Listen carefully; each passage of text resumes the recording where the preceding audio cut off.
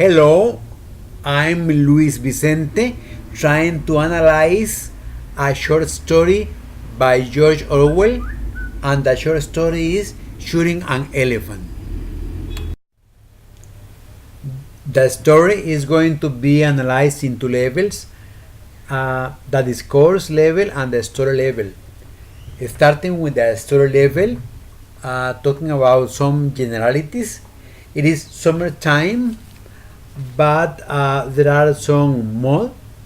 The country was under Britain Empire rules, hence the native population do not look the British army really friendly, and of course they live in some kind of poverty. The setting time and place probably is in 1936 in Mulmein in Burma, a country now known as Birmania or Myanmar. The country was, as I said before, under Britain Empire. Characters. The protagonist is a police officer, flat character. The antagonist is himself. It means there is an internal conflict. And also there are others, Burmese natives, so Inspector, the elephant, and other very minor characters. Talking about the sequence of events, as an exposition, the author presents a police officer in Burma that feels the hatred from natives. Internally, he is in favor for them, but he was on duty. So the conflict is internal because an elephant got mad and it took a rifle, but not knowing what to do. As a rising action, the main point is that the crowd is following him and he does not plan to kill the animal. When he finds the elephant eating a piece and not represent a threat, he doesn't know what to do, and even he doesn't know how to shoot an elephant. The climax was when he shot the elephant 5 times and the animal doesn't die immediately. As a following action, we have that against his will, the police officer please people's expectation and shoots the animal. The animal, as I said, doesn't die quickly and it suffers like half hour. The officer went away. He could not stand there in the action. So as a result, the officer think himself that he did the right thing in spite of his will. It was right. The theme of the story basically is power. The author presents the power of colonialism.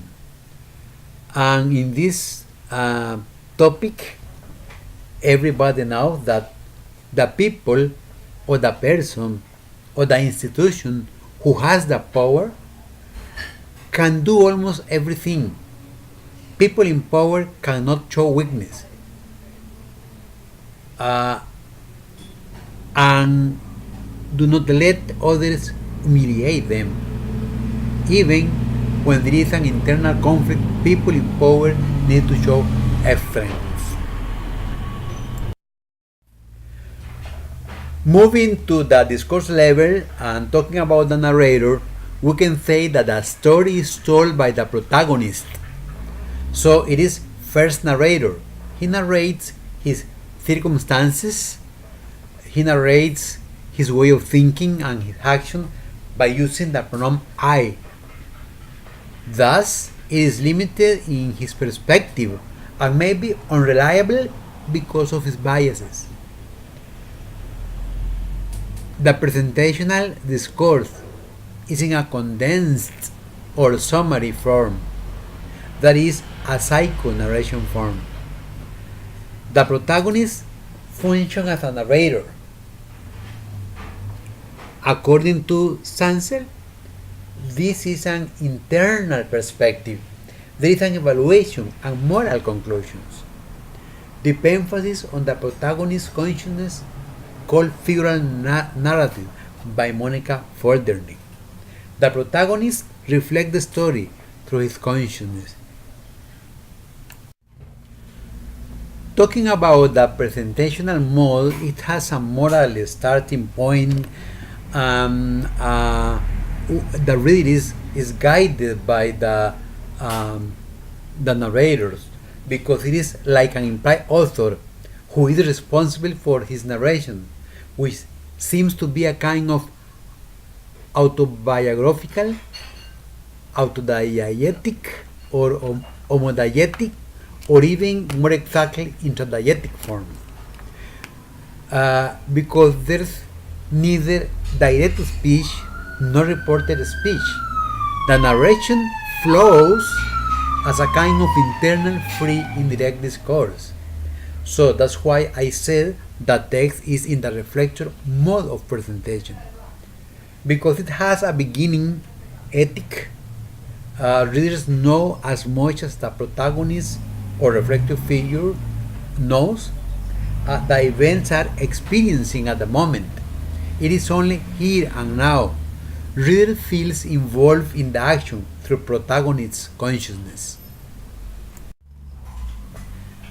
The discourse level have some time devices and some fiction is presenting in the story. So reading this short story takes less time than the real events. That's a time device, and this is called summary. The sequences of events are temporarily disrupted, causally connected. For instance, the hatred within the Burmese against British Empire occurred before and after the story and after the fabula. Jeanette called this time device traditional retrospective narration. The report is at a later point in time on events which took place earlier in time. As a fiction or metafiction devices, there is no data about killing an elephant for some biographies of the author.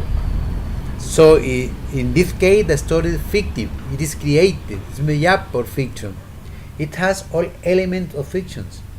The secondary characters set the protagonist under pressure, and in all situations, the narrator is the main character. Others think that the story was real, however. Talking about the unconsciousness and the thoughts and the feeling, in this level of the discourse, we can say that the protagonist and his inner conflict is psychologically complex. He knows he was hated by natives. However, internally, he was pro-Burmese people. He hates the imperialism, but he belongs to the ruling class and needed to act in accordance. So the conflict of the work is internal. He explained his conflict in the following words. Here was I, the white man with his gun standing in front of the unarmed native crowd, seemed the leading actor of the piece. But in reality, I was only an outsourced puppet, pushed to and fro by the will of those yellow faces behind. I perceived in this moment that when the white man turns tyrant, it is his own freedom that he destroyed. So the author depicts the mind of the character. His extreme conscience is clear. This is called psychonarration form. Of course, the story has some rhetorical devices. As a simile, for instance, I showed this example.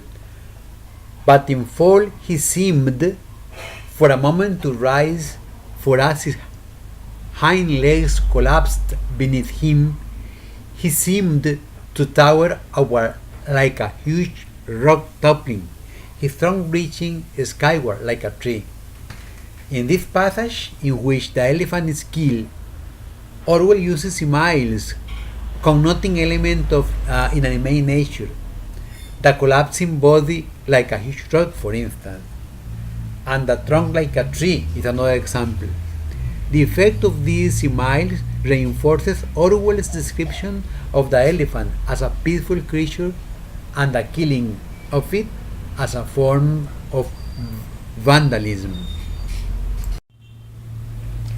An example of a metaphor is the following. If the elephant charged and I miss him, I should have about as much chance as a toad under a steamroller, but even when I was not thinking particularly. This is a comic comparison to a steamroller crushing a toad. We see the power of the elephant in contrast to the vulnerability of the human. We have a sense of the elephant's might. This sense will resonate as we see the elephant being brought down.